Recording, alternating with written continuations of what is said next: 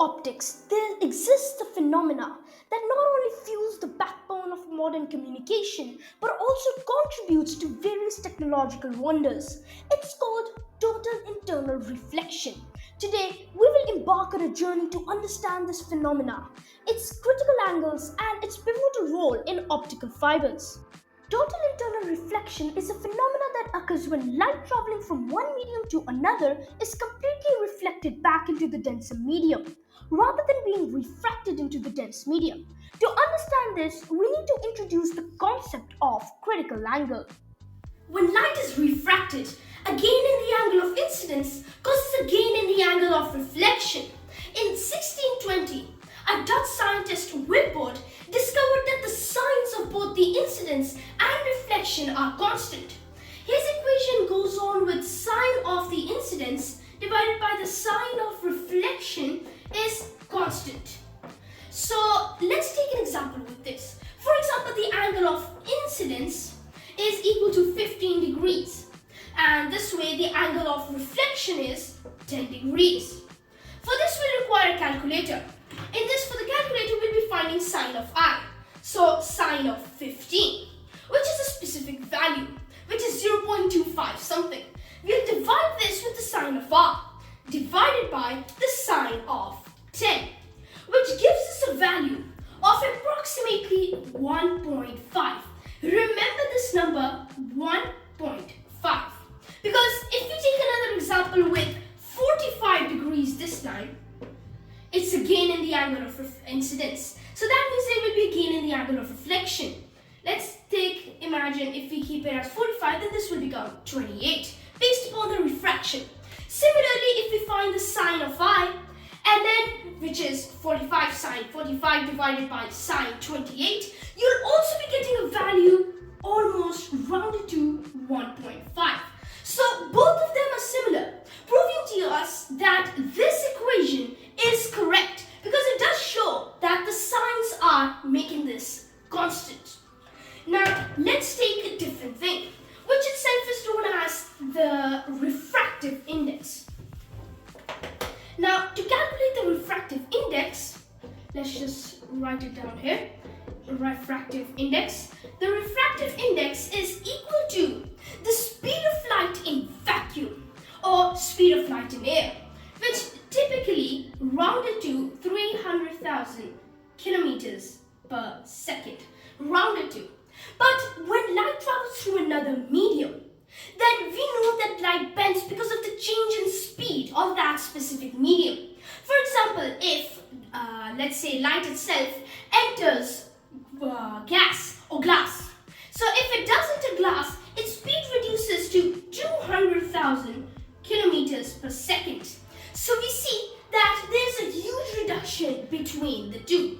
And that's how you can calculate the refractive index, which is the speed of light in a vacuum divided by speed of light in a medium. So we get the concept where we see the refractive index is equal to this typical value. And again, if you divide 300,000 with 200,000, you'll be getting 1.5. So it's basically a similar concept with the refractive index is same.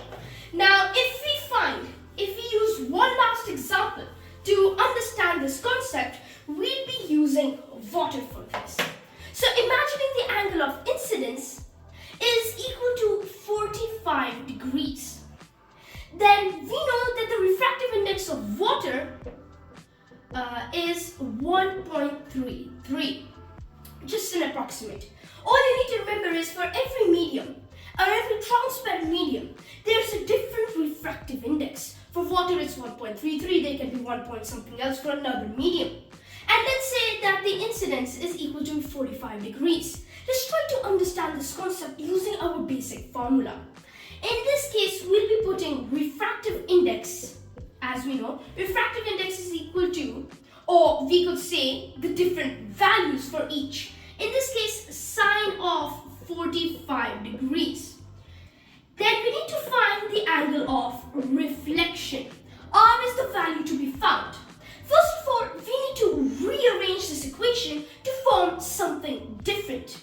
In this case, we need to put sine of r here and 1.33 there.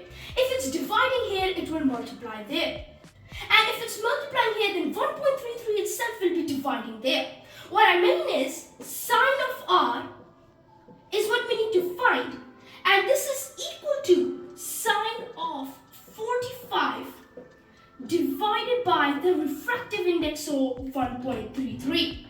If we find the sine of r and then we divide it with 1.33, you'll be getting a specific value for the sine of r. What we really need to find is r itself. So now we know the basic value of the sine of r. For this case, we know that we have to find the inverse. But what's the inverse of sine? On your calculator, you'll be seeing something known as sine to the power of -1, which typically means the opposite of sine or sine inversed. So our answer, we put shift on our calculator. Shift and sine is equal to this. So if we put shift sine and our previous answer, this will equal to 32 degrees. Using this, we are able to understand that angle of reflection is 32 degrees, given that the angle of incidence was 45 degrees and the refractive index was 1.33. Thank you. Now let's talk about the uses of total internal reflection and critical angles. Now, optical fibers are one of their parts, and they're thin strands of glass or plastic that carry light signals over long distances. Light rays entering the core of the fiber are subject to total internal reflection. The core of the optical fiber has a high refractive index than the cladding, which is the outer layer, ensuring the total internal reflection to occur. This allows light signals to be transmitted through fiber with minimal signal loss, enabling high-speed data transmission. Total internal reflection can also be applied in the field of medicine. Now let's discuss how this works. The endoscope's optical system uses total internal reflection to bend light and transmit images from inside the body to an external viewer without invasive surgery. High-quality binoculars often utilize prisms that employ total internal reflection to provide a clearer and brighter image. In summary, total internal reflection is a remarkable optical phenomenon that has revolutionized the way we communicate, visualize, and explore the world.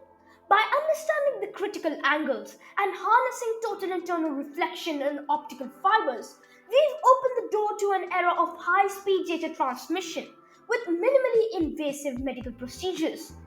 It's a reminder of how science can change our lives in profound ways, even when it happens beneath the surface of our everyday experiences.